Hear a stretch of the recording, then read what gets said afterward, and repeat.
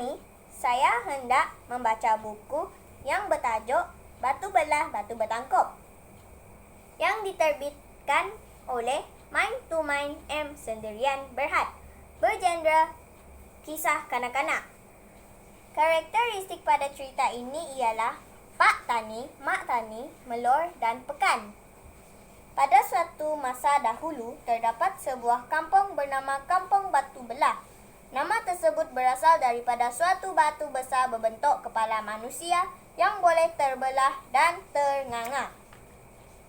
Di kampung tersebut, tinggallah Pak Tani dan isterinya Mak Tani beserta dua anak mereka, Melor dan Pekan. Pak Tani menghidap penyakit lelah. Tidak lama kemudian dia jatuh sakit dan meninggal dunia. Selepas kematian suaminya, Mak Tani terpaksa bekerja untuk menyara hidup keluarganya. Dia terpaksa ke kebun untuk menanam sayur, ke hutan mencari kayu api dan ke sungai untuk menangkap ikan. Pada suatu pagi, Mak Tani ke sungai untuk menangkap ikan. Sungguh malang nasibnya, tidak dapat seekor ikan pun. Namun, ketika melangkah pulang, Mak Tani ternampak ikan tembakul muncul di permukaan air.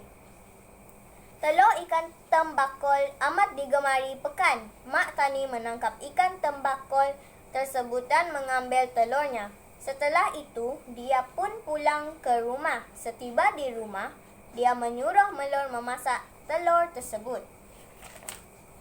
Selepas sembahyang Zuhur, Mak Tani bersiap-siap hendak ke kebun. Sebelum itu, dia berpesan kepada Melor supaya menyimpan sedikit telur tersebut untuknya. Baiklah, saya akan simpan untuk emak, janji Melor. Selepas siap dimasak, Melor pun memberikan adiknya makan lauk kegemarannya itu. Pekan memakan sehingga habis. Setelah itu, dia meminta lagi. Atas rasa kasihan, Melor pun memberikan bahagiannya kepada adiknya itu.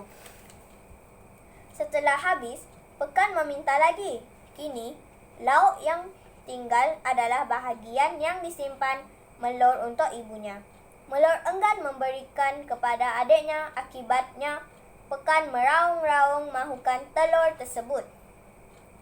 Bila Melor tidak melayan kehendaknya, Pekan menangis dan berguling-guling di atas lantai. Melor bertambah risau. Akhirnya, dengan rasa geram, dia terpaksa memberikan telur tersebut kepada Pekan. "Nah, ambillah," kata Melor dengan geramnya.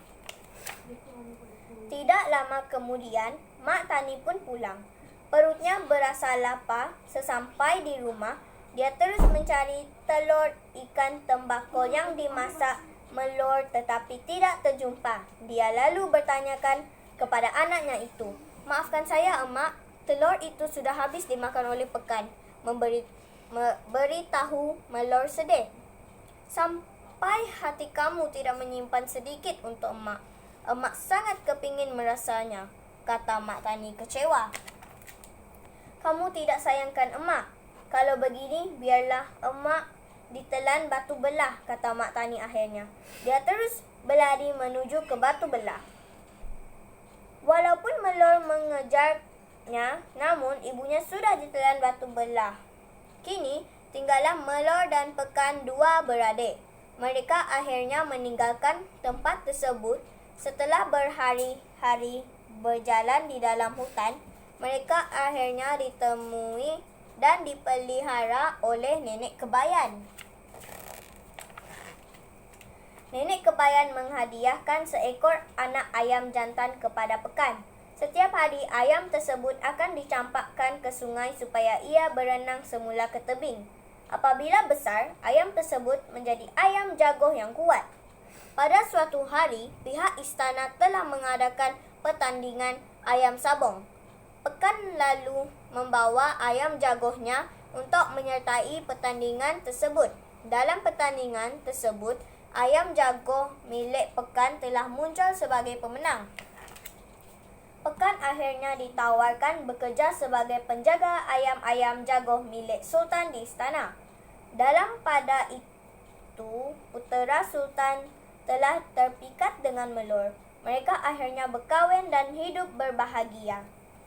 Sinopsis pada cerita ini ialah, cerita ini mengisahkan mak tani kempunan untuk makan telur ikan tembakol. Moral dan pengajaran cerita ini ialah kebaikan dan kesabaran Melor menjaga adiknya, akhirnya berbalas.